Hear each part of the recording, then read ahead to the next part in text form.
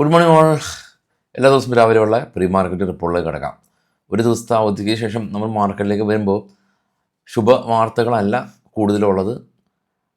ഇന്ത്യക്ക് മേൽ 50% താരിഫ്, ചൈനയ്ക്ക് മേൽ 200% താരിഫിൻ്റെ ത്രട്ട് എന്നീ കാരണങ്ങൾ കൊണ്ട് മാർക്കറ്റ് വോളറ്റൈലാണ്. ഇന്ന് മന്ത്ലി എക്സ്പയറി കൂടിയാണ്.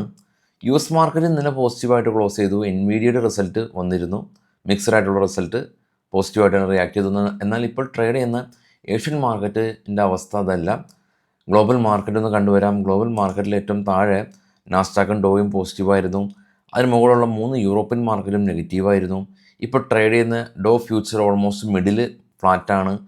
ജപ്പാനും കൊറിയ ഒഴികെ മറ്റുള്ള ഏഷ്യൻ മാർക്കറ്റുകളിൽ കാണാം ചൈന 1.76% ഫോള്, ഓസ്ട്രേലിയയും നെഗറ്റീവിൽ ട്രേഡിങ് തുടരുന്നുണ്ട്.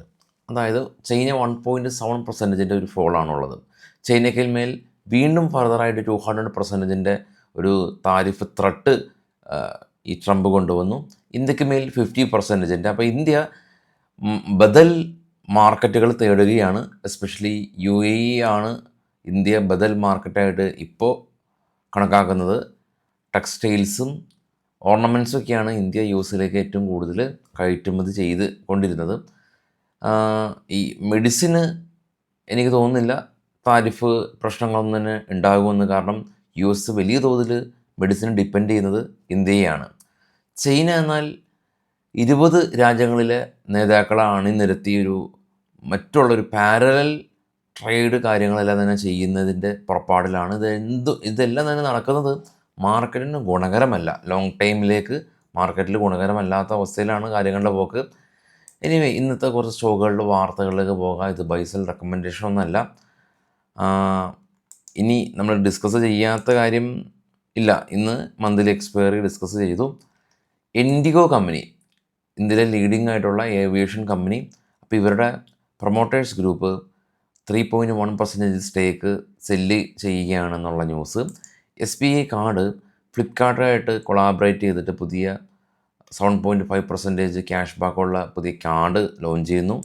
ഓയിൽ ഇന്ത്യ കമ്പനി BPCLായിട്ട് കൊളാബ് ചെയ്തിട്ട് അരുണാചൽ പ്രദേശിൽ ഗ്യാസ് ഡിസ്ട്രിബ്യൂഷൻ ചെയ്യാൻ തയ്യാറെടുക്കുന്നു.